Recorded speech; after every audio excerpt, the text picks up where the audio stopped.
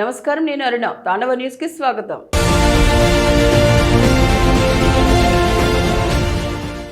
Pithapuram municipal council పదవీ కాలం ముగిసిన సందర్భంగా జరిగిన చివరి సమావేశంలో సభ్యులు సమస్యలపై గట్టిగా స్పందించారు.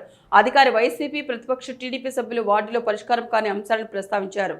మరిన్ని వివరాలు మా ప్రతినిధి నివేదికలో. పిఠాపురం మున్సిపల్ కార్యాలయంలో చైర్పర్సన్ గండపల్లి సూర్యావతి రామారావు అధ్యక్షతన చివరి కౌన్సిల్ సమావేశం జరిగింది.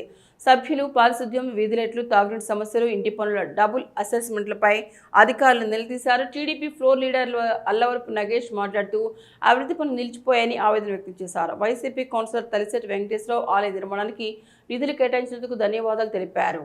పట్టణ అభివృద్ధికి సహకరించిన అందరికీ కృతజ్ఞతలు తెలుపుతూ పదవీకాలం ముగిసినా ప్రజా సమస్యల పరిష్కారానికి కృషి కొనసాగిస్తామని సభ్యులు స్పష్టం చేశారు.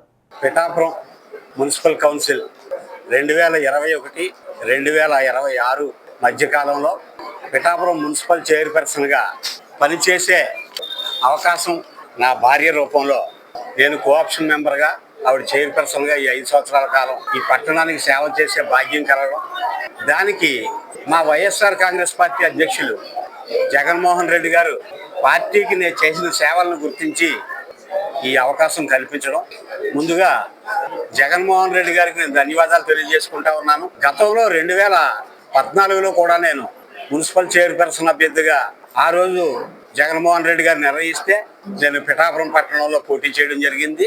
అప్పుడు ఈ పీఠాన్ని అధిష్ఠించడం నా వల్ల ఆ రోజు మా పార్టీ వల్ల కాకపోయింది.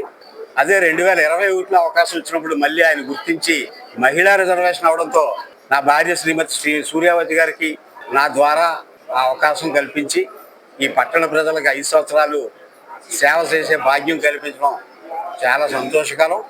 పార్టీలకు అతీతంగా 30 మంది కౌన్సిలర్లు, 3 కోఆప్షన్ సభ్యులతో కలిపి ఈ 5 సంవత్సరాల సుదీర్ఘ ప్రయాణంలో ఎంతో కొంత అభివృద్ధి చేసాం ఈ పట్టణాన్ని మా హయాంలో అనే ఒక సంతృప్తితోటి మిగిలింది. ముఖ్యంగా మా హయాంలో ఈ పట్టణానికి తలమానిగ్గా నిలబడిన basketball court. Tandava News. For more updates, like, share and subscribe.